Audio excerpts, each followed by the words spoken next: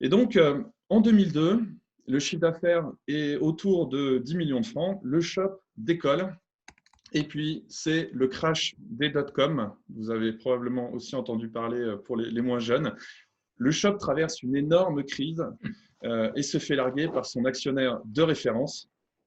Et je vais donner la parole à Christian pour qu'il recommence, qu'il nous raconte l'histoire à partir de ce fameux 12 décembre 2002. Bonsoir Christian. Oui, bonjour à tous. Ça me fait plaisir de faire une intervention en Suisse et en français.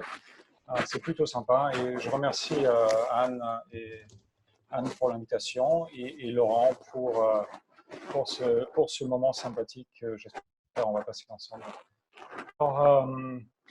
Lorsque vous m'avez demandé de partager cette histoire, je me suis dit, oh, mon Dieu, ça fait du temps et ça fait quand même longtemps. Et quel est l'intérêt? Et pour moi, finalement, ce que je vais essayer de faire, c'est de brosser ce qui s'est passé pour nous, pour le shop, et que cela serve plutôt comme toile de fond sur nos dialogues et sur les réflexions qu'on peut avoir Christian, un petit point à l'heure technique, actuelle. ton micro Ouais. frotte beaucoup. Ton micro frotte beaucoup. Il faut que tu fasses attention. Le micro est coincé dans Je peux le la... tenir. Voilà, exactement. Là, on t'entend mieux. Très Merci. bien, ça marche. OK. Voilà, donc je vais brosser pendant quelques minutes le cours des événements et après on pourra entamer le dialogue et voir quels sont les parallèles qu'on peut tirer finalement avec ce que vous vivez, ce que vous risquez de vivre dans un contexte où jamais auparavant on a vu deux tiers de l'économie occidentale s'arrêter net.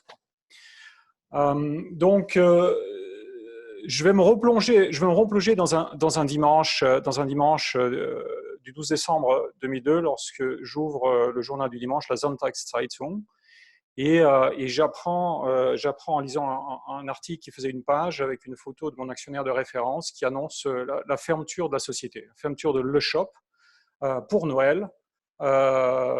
Chose que nous ne connaissions pas en tant que management de Le Shop et toute l'équipe Le Shop. Donc gros choc, d'autant plus qu'on avait été racheté à peine un an plus tôt et que Bon Appétit clamait sur tous les toits sa grande transformation digitale. Donc Bon Appétit, pour ceux qui ne connaissent pas, était propriétaire de PicPay, des réseaux PicPay. Donc, clamaient sur tous les toits leur grande transformation digitale. Et malgré nos tout petits chiffres d'affaires de 10 millions, à cette époque, ils avaient fait une plus-value boursière d'à peu près 800 millions de francs, je crois. Avec mon management, on se retrouve choqué quand même un dimanche à lire le journal et j'essaie de joindre le CEO du groupe, ainsi que le chairman. Tout le monde est injoignable, personne ne répond. Et donc, on procède à une réunion dans ma cuisine avec ma garde rapprochée. Donc, à l'époque, c'était Dominique Lecher, directeur marketing, Marcelo Allais, qui était le directeur technique, et Philippe Crevoisier, qui était le directeur financier. On était jeunes, hein, on avait tous 30 ans ou à peine. Et on conclut que ma responsabilité était d'abord protéger la société. Donc, on prépare un communiqué de presse national qu'on diffuse le lendemain matin, lundi matin, à 6 heures du matin, en disant nous n'avons pas été informés, à défaut d'autres informations, the show goes on. Évidemment, pour une société cotée en bourse, ça fait chenille.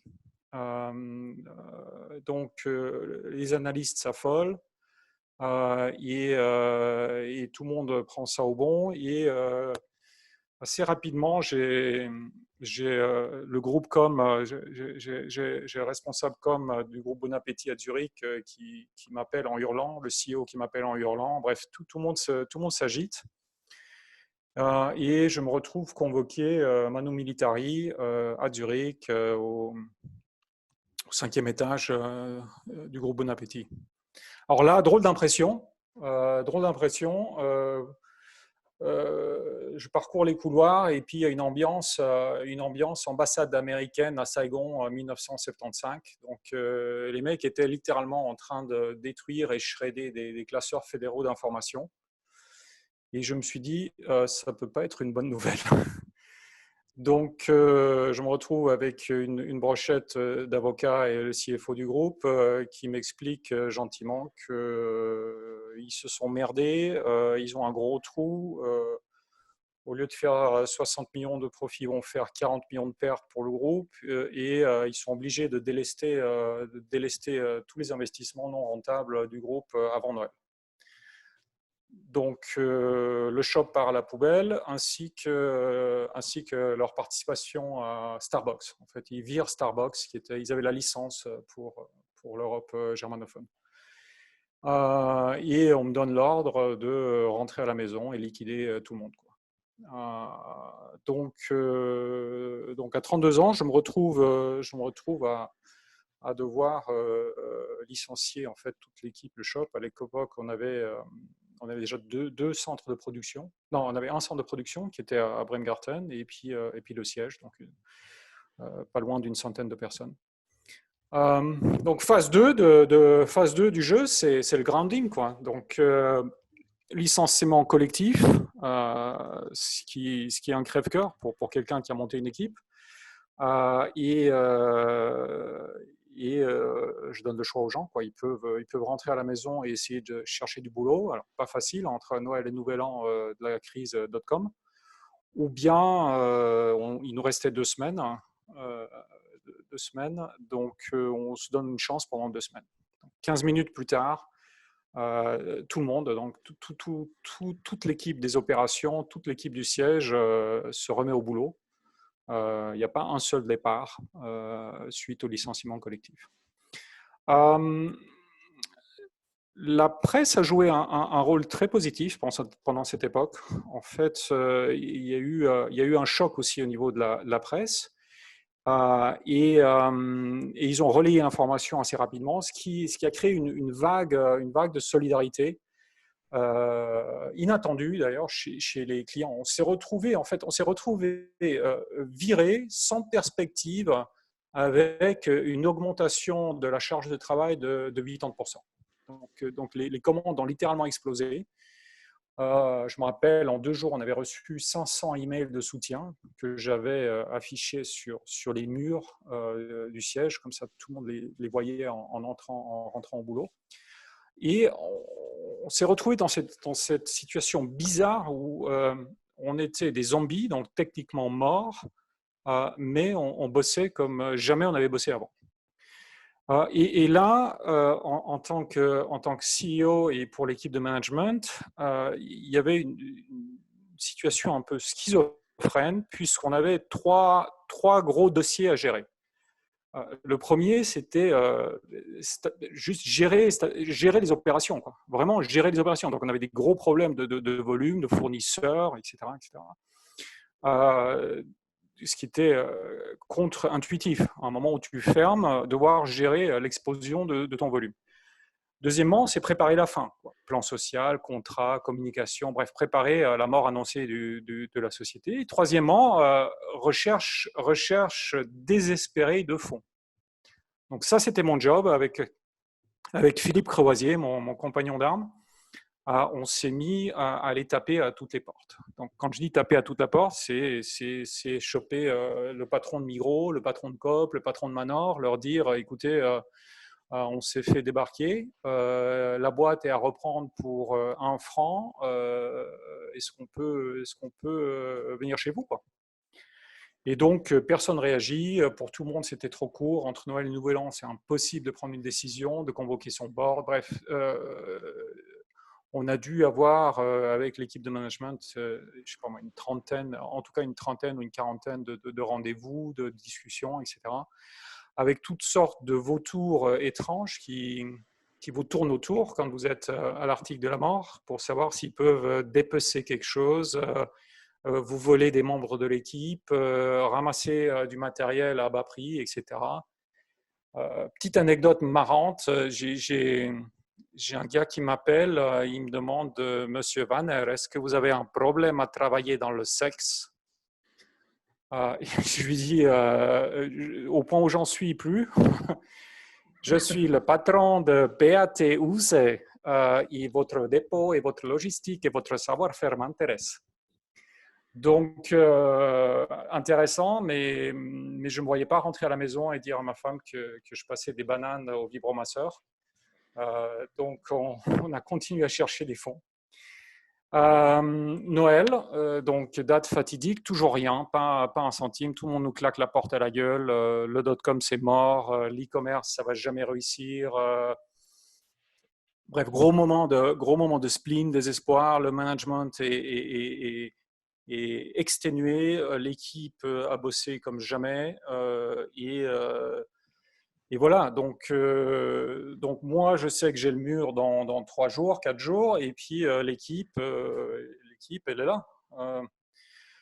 Donc, au moment où j'allais vraiment baisser les bras, je reçois un appel de mon épouse, Maude, qui me dit, écoute, j'ai un gars bizarre qui m'a appelé, il t'a vu à la télé, il veut te parler. J'ai dit, mais écoute, j'en peux plus, quoi. J'en peux plus des charlatans, j'en peux plus, là.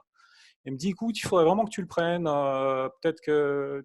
On sait-on jamais, sait-on jamais. Je dis, écoute, c'est le dernier appel que je prends. Elle me passe l'appel et c'était donc Daniel Salzman, une personne que je ne connaissais pas et qui très gentiment me dit oui, écoutez, Monsieur Wanner, je vous ai vu à la télé. Je dis ah bon, d'accord, comme un mixeur.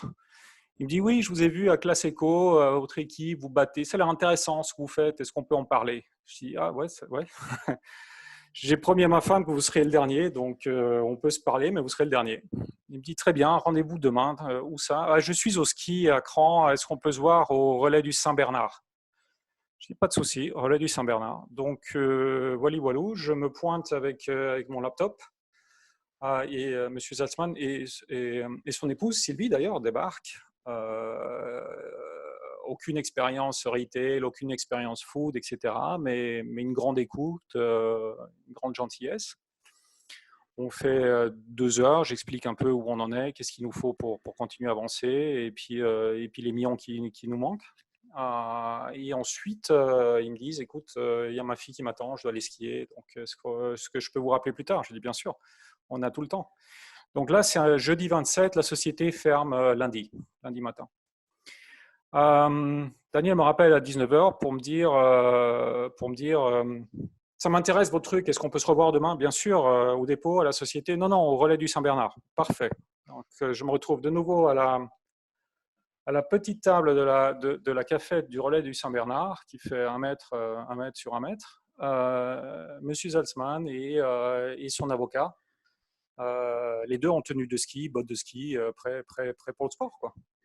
3 heures, et pendant la nuit, avec Philippe Croisier, Dominique et Marcelo, on bosse sur la LOI, qui est le contrat, l'ossature de contrat qui permettra l'extraction de la boîte à bon appétit et puis et le passage à un nouvel investisseur. Donc, 3 heures de boulot avec l'avocat, on édite le contrat et tout, et l'investisseur, M. Salzman, se lève et il dit bon, moi je dois aller skier. Je dis ah bah tiens, ce serait bien peut-être d'aller. Il me dit c'est un deal. Donc il me serre la main, il dit c'est bon, pour moi c'est bon, il faut y aller maintenant, il faut mettre ça en musique. Je dis mais attendez, vous voulez pas voir le dépôt, les comptes, quelque chose? Il dit non, non. J'ai pris des renseignements sur vous et sur l'équipe, ça me suffit amplement. Donc, sur la base de votre réputation, c'est un deal. Donc, on parlait à cette époque de 10 millions de francs suisses, avec une option à 15. On se retrouve dans cette station essence avec quelqu'un qui fait un shake hands deal. Et puis, je me suis dit, mais il me faut quand même un papier écrit, quoi. Donc, on essaie d'imprimer le document qu'on avait, et puis à la réception, ils refusent de nous imprimer parce qu'ils avaient peur de se choper des virus avec la clé USB. Donc, il y a un de nous qui va chercher vite une imprimante au supermarché, on l'installe, on imprime 2 feuilles, on les signe, et puis voilà, monsieur part skier, son avocat aussi, et nous, on se retrouve avec un contrat dans les mains qu'il faut exécuter pendant le week-end. Donc, je vous laisse imaginer vendredi soir, quand j'appelle le CEO de Bon Appétit qui était en vacances pour lui dire que j'avais un contrat et qu'il fallait le signer de suite. Il me dit, il me croche au nez, il me dit t'as bu, rappelle-moi pas. Heureusement que j'ai eu sa secrétaire qui l'a chopé, et puis 48 heures d'enfer intégral avec un CEO à Chypre, le chairman au ski, et puis l'équipe d'avocats je sais pas où. Tout ça pour se retrouver lundi matin en ayant préparé deux plans, quoi. Un plan, c'est on a signé ce contrat et on peut continuer les opérations, ou bien on ferme tout. Lundi matin, j'avais rendez-vous qui était déjà fixé à la RTS pour annoncer la fermeture et la liquidation de le shop. Et je me retrouve sur le parking de la RTS à parler à Philippe Crevoisier, mon CFO, et dire est-ce qu'on a reçu le contrat, quoi. À l'époque, ça venait par fax. Il me dit non, toujours pas. Donc j'appelle l'avocat à Zurich, je lui dis qu'est-ce qui se passe. Oui, on a encore des détails à régler, machin. J'ai dit écoute, espèce de taborgno, tu mets la radio, tu mets la RTS et tu vas entendre ce que j'ai à dire sur toi. Et une minute plus tard, Philippe me rappelle en disant écoute, c'est bon, on a reçu le contrat. Donc je suis monté littéralement à la RTS. J'avais deux enveloppes, la verte et la rouge, et puis j'ai ouvert la verte en disant the show goes on. Et puis c'est comme ça que les employés et l'équipe Le Shop a appris que la société est sauvée et qu'on continue. Voilà, donc c'était moins une. Il y a eu beaucoup de choses qui se sont jouées, de la chance, entre autres. Et 3 mois plus tard, on entamait les discussions avec Migros pour reprendre les opérations Migros Online, puisque Migros ne croyait plus du tout à l'avenir du e-commerce. Et à partir de ce moment-là, on a fait 35% de croissance annuelle sur les 10 années qui ont suivi. Et en 2006, Migros est rentré dans le capital. Et en 2012, on a lancé les drives. Et après ça, moi, j'ai quitté la direction de Le Shop en 2013. Et Sacha Herman et Dominique Lecher ont repris en fait le flambeau pour gérer la boîte.